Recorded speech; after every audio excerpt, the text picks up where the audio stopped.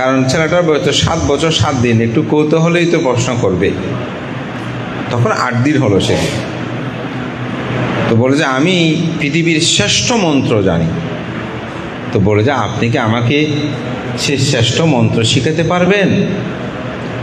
বলে যে হ্যাঁ, শিখাতে পারবো, তবে শিখতে হলে আমার মতন প্রব্রজে নিতে হবে।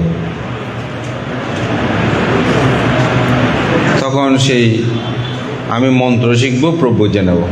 এখন মা বাবাকে বলতেছে যে আমি প্রব্রজে নিতে চাই, এই ভ্রান্তের কাছ থেকে আমি মন্ত্র শিখব, পৃথিবীর শ্রেষ্ঠ মন্ত্র।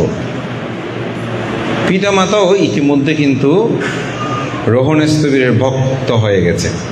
এটা একটা কাহিনী আছে, আমি মূল জায়গায় যাওয়ার জন্য মূলত সেই কথাটা বলছি না।